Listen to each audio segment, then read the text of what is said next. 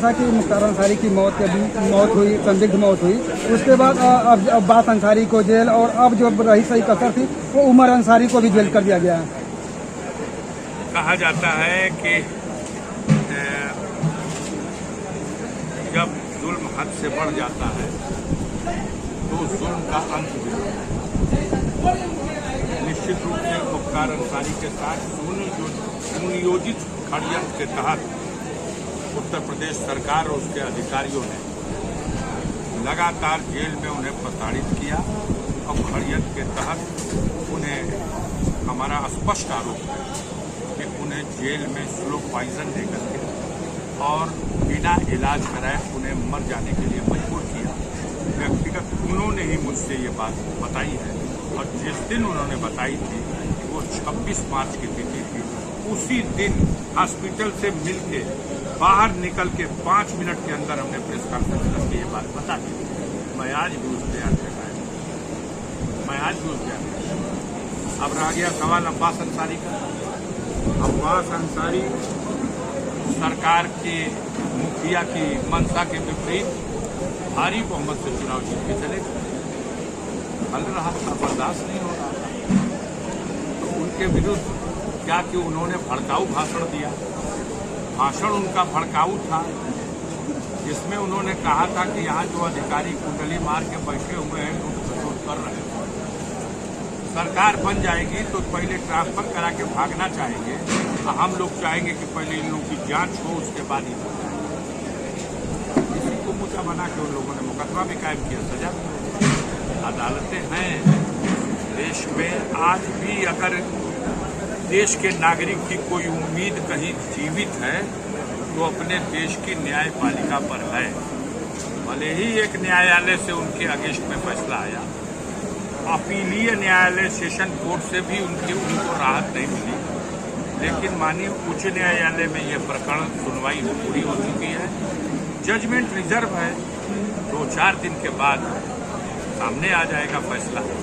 उसका जो फैसला आएगा देखा जाएगा। उमर अंसारी जो कार्रवाई की गई तो क्या लगता है? उमर अंसारी की जो कार्रवाई है, चूंकि वो पैरवी करने वाला था, आपे लोग लगे चलाए, हर चैनल पे चला कि अब्बास की सदस्यता तो खत्म हो गई। इतवार के दिन सचिवालय खोल करके नोटिफिकेशन जारी हुआ, अब उमर लड़ सकते, तो नतीजा ये हुआ कि उमर शिकंजे में आ गए। देखिए, एक शेर है कि शुरू होता है इंसान वो करे खाने। तो एक है उनके जिंदगी में, जब बुराई के खिलाफ खड़े होना भी है और लड़ना भी है, तो इस तरह के जोखिम सामने आएंगे। सबके सामने नहीं आएंगे, लेकिन जिससे ये डरते हैं बेईमान, सरकार में बैठे हुए घूसखोर अधिकारी, सरकार में बैठे हुए पापी मानसिकता के नेता, जिससे डरते हैं उसी के विरुद्ध षड्यंत्र करते। लेकिन ऊपर भी एक शक्ति है, वो सब कुछ देख रहे हैं। हमारे साथ भी तो यही हुआ था, हमारे साथ भी सजा तो करा दी गई थी और जश्न मनाया गया, लेकिन हम भी अपील में गए। इसी भारत में हमको न्याय मिला। हमें तो जनता की अदालत में चुनाव लड़ने से अयोग्य कर दिया गया था। सर्वोच्च न्यायालय ने सजा के आदेश को पहले निलंबित किया, मुझे चुनाव लड़ने की योग्यता प्रदान की, और जब मैं चुनाव जीत के पहुंच गया तो 543 सांसद में 540 सांसद शपथ ले लिए और 3 संसद सदस्य निर्वाचित। एक शत्रुघ्न सिन्हा, जिनकी बेटी की शादी का मामला था इसलिए वो नहीं आए, और एक जम्मू कश्मीर का या पंजाब का कोई ऐसा विधान लोकसभा सदस्य निर्वाचित हुआ था जो जेल में था, वो नहीं आया। मैं तो हाउस में था, लेकिन सब शपथ ले ही नहीं ले सकते। लेकिन हमारे देश में संविधान है, गर्व इसी पे तो है, अपनी न्यायपालिका पर, अपने संविधान पर, अपने लोकतंत्र पर। कुछ देर के लिए सत्य परेशान हो सकता है, हौसला होना चाहिए असत्य का मुकाबला करने के लिए। हिम्मत होनी चाहिए असत्य का मुकाबला करने की, और जो हिम्मत करेगा उसको फल भी मिलेगा। हम लड़ने वाले लोग हैं, डरने वाले नहीं। सत्ता का जितना जुल्म सितम आई लो, आपने खूब दिखाया, हम भी देख रहे हैं, लेकिन एक एक करके सारे झूठ के वो किले गिरते जा रहे हैं। हम आपके यहाँ प्रचार कराने नहीं आ रहे कौन सा जिला के, आप खुद ही दिखाओगे कि क्या करें। ये भी कहा जा रहा है कि जो उम्र या बाद जो कार्रवाई की गई है आगामी चुनाव में कहीं न कहीं ब्रजेश सिंह को लाभ देने के लिए इस तरह किया जा रहा है। अब वो सब तो हम तो कह रहे हैं कि आप ही बताइए, लेकिन हम कुछ बोलना चाहते थे फिर नहीं। अब आज फिर आप लाए उनका नाम, तो हम तो कह रहे हैं कि सरकार उनको शंकराचार्य डिक्लेयर हमने। आप बताइए IAS का मतलब क्या है? वरिष्ठ पत्रकार हैं। IAS 191 किसकी गैंग थी? मुख्तार अंसारी की। लाखों बार आपने पढ़ा होगा, पका होगा, गाया होगा, लिखा होगा।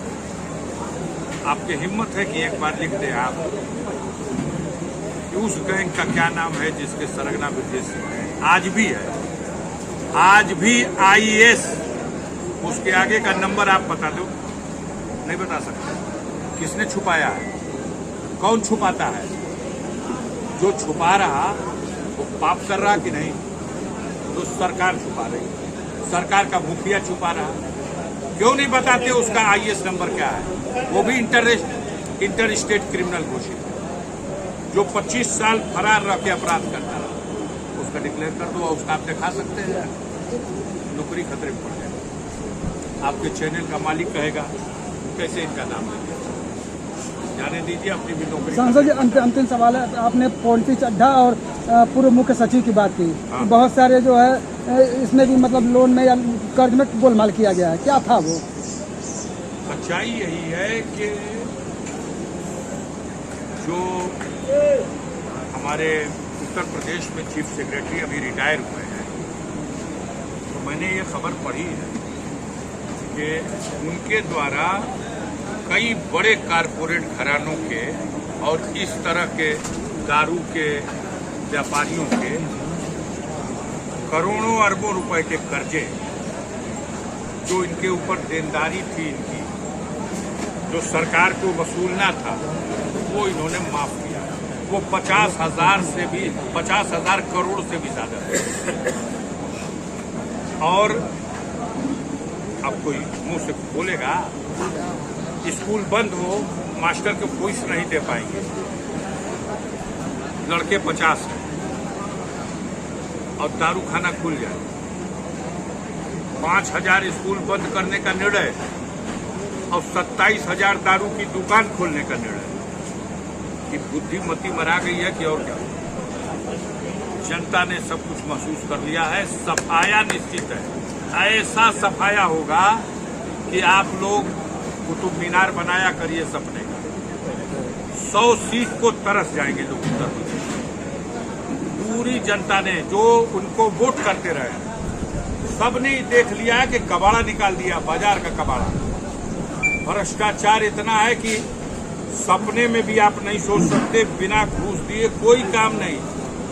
बेईमानी इतनी है कि जिसकी कोई सीमा नहीं। जिन अधिकारियों से गलत काम कराया जाएगा, अपने राजनीतिक विरोधियों को सताने के लिए उनका इस्तेमाल किया जाएगा, उनको छूट दी गई है। अब वो भी अब नहा रहे हैं, बसरनी पार कर रहे हैं। एक सवाल है, अखिलेश जी ने दिल्ली में ब्लैक टिकटिंग शो करके क्या संदेश दिया अपने भारत के? इनकलाब जिंदाबाद।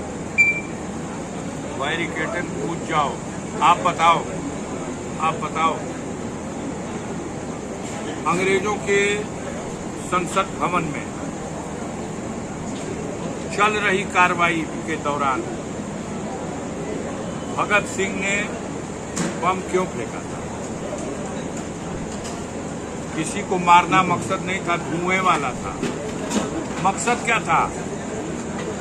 बेईमानों की सबसे बड़ी महफिल में इनकलाब जिंदाबाद, वही दिया है अखिलेश यादव ने। इनकलाब जिंदाबाद, बुराई के खिलाफ खड़े हो जाओ, बेईमानों के खिलाफ, वोट काटने वालों के खिलाफ, चोरी करने वालों के खिलाफ खड़े हो जाए।